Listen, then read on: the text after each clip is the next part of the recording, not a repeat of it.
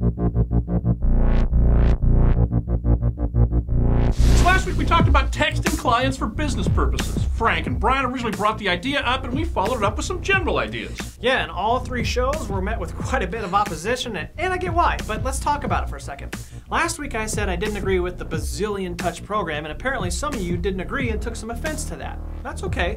We don't need to agree on everything. Those were and still are my thoughts, but that doesn't make me right. But think about it for a second. Do you really agree with the 33 touch program? I mean, really think about it. What if you were on the other end of that program? Would you honestly appreciate that amount of contact by a realtor or a lender? Now, I know we're going to get a ton of flack for this, and that's okay. But keep an open mind at least till the end of the show, and if you still feel like blasting us, well, feel free to do so down below. Let me also say this. Several coaches and brands claim to be the origin of the 33 touch program, most notably Gary Keller.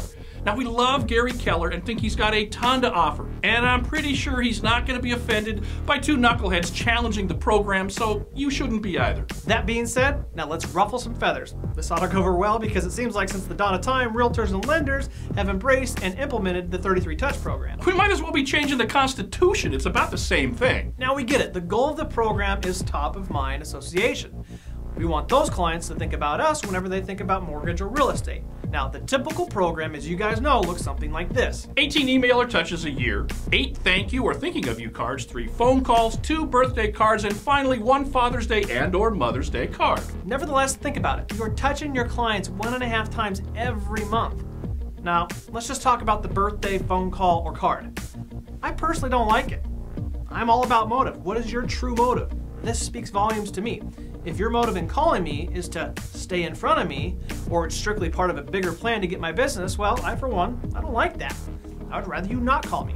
Now here's the error in my thinking. Ryan personally may not want to be touched 33 times a year, and he doesn't want an empty birthday phone call, and he certainly doesn't want a mailer every month, but that's just Ryan. He's a marketer. He sees through these things. Now, just like we talked about in our show a few weeks ago, the world is full of people with all different shapes, colors, sizes, and more importantly, personalities. Just because Ryan doesn't like it, doesn't mean your clients won't like it. See, it's all about your database or end user. It's all about them. Is your database filled with younger, more savvy marketers that will see through your program, or are they filled with people like, say, my mom, for instance? She would love to get a card every month from you, and she loves to get that phone call on her birthday. She appreciates that stuff where I don't so much. So in reality, it's not the program that works or doesn't work, it's the end user. What do they want, and how often do they want it? In general, if your database is full of folks like Ryan's mom, then great, implement the 33 touch program. But if you're in downtown Seattle and your clientele is full of savvy businessmen and women that don't have time for this stuff, then maybe you should scale it back just a bit. But the important thing is, well, just like we said in the Lead Source Resistance show, the important thing is that you have several options available to send to a diverse database. There's just no single trick or marketing strategy that will work for everyone. I'm sorry, there's just no magic pill. The magic pill, I guess, is having a diverse approach at marketing that matches the diversity of your database. Want to see real results?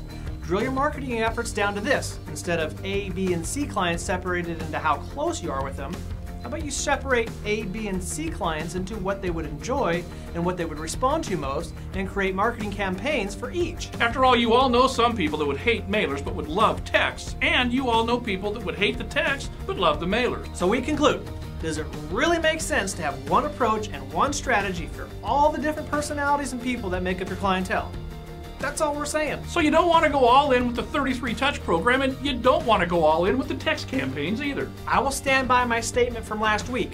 Do not train your clients to tune you out. Only you know your clients, and only you can decide what is and isn't too much. I just fear that very few of us are actually taking the time to sit down and think this through. We are creatures of habit, and in the absence of habit, we tend to do what others have done before us. Never really sitting down to think. Is this really the best use of my time? Will Sally really appreciate an 8th phone call from me this year? Strategy in everything you do. Everything. Don't ho-hum your way through this market.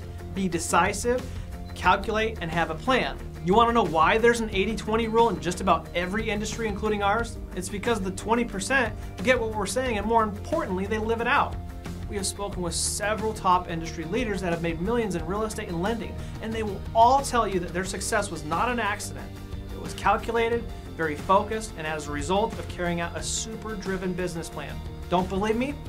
Let's do a little test and see. We challenge those that don't agree to place a poll on Facebook or send an email out and ask this simple question. Do you really like getting touched 33 times? Okay, that sounded really bad, but you get my point. The problem is, you won't get very many responses because your clients don't want to hurt your feelings, but I would be very interested to see the results of said poll. Okay, we're done. If you don't agree, that's okay, but we'd love to hear why. But if you do agree, give me an amen or like a true dat or something down below. We'll see you guys next week, and I think we're probably gonna get killed for this one. It's gonna be rough.